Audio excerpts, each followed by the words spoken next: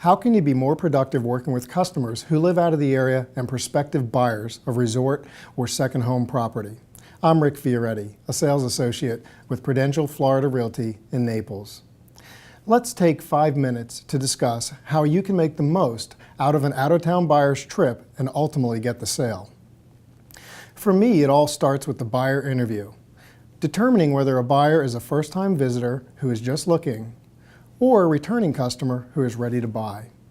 First-time visitors may be looking in several cities and will need more time learning about your area, its amenities, and the lifestyle. You know, the vibe of your area.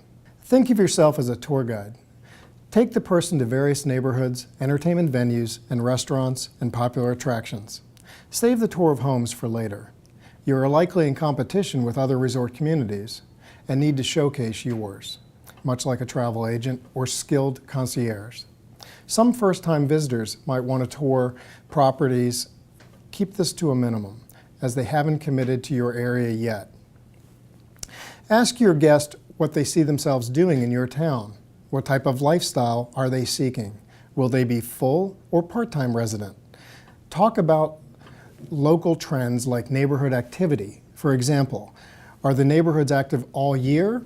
Or, as in cases with many resort markets, do they become empty during low season? Knowing these trends can assure them that the lifestyle they expect is actually available in your town. Returning visitors or investors ready to make a purchase require a different level of service. Set an expectation of time needed during their visit. Provide a schedule prior to their arrival. I ask that they set aside 2 consecutive full days to properly understand the market and the buying process. In my market, most real estate offices are closed on weekends, so showings are easier to arrange during the week.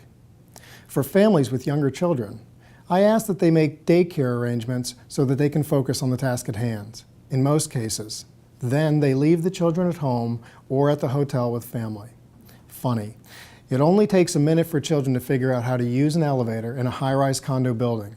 And then you could spend an hour trying to figure out which of the 20 floors the kids got out on. In advance of their departure from home, I send the buyers a list of items to bring to the appointment. They'll need their checkbook for deposits or application fees, pre-approval letters from their lenders, basic loan application information, as well as copies of any trust agreement or 1031 exchange documentation. If they're hesitant to supply these items, you may want to reassess how motivated they are to buy.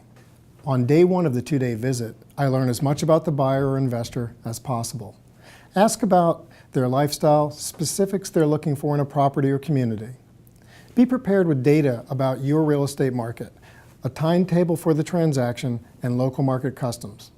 For example, in the Naples market, it's customary for buyers to pay all cash. In addition, showings are by appointment only.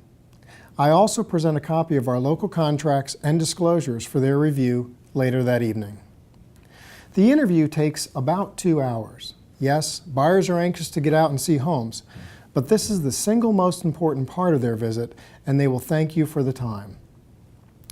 I use a local map to point out locations of communities that fit their described lifestyle. The time spent with the map is also used to mark areas of interest to them so that they feel more in tune with the city's amenities and features. They keep the map and refer to it often during their visit and after returning home. I use the information gathered from the interview to search for properties in front of the customer, viewing them on a large presentation screen which is connected to my laptop computer. This helps us bond and assures the customer they've had a chance to see all available listings, not just a list of my choices. We work together from a large selection and refine the list of properties by reviewing features, locations, photos, and my detailed critique of each property or location. After the list is a manageable size, I send them to lunch as I arrange the showing appointments for the afternoon.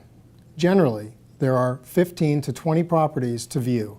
That sounds like a lot, but consider that we started with a list of 100 from the original search results. It's important the buyers know they've seen every property that fits their desire and needs. When the property tour is complete, we return to the office to review the day. If a property seemed like a fit, we plan our next step in writing an offer to purchase.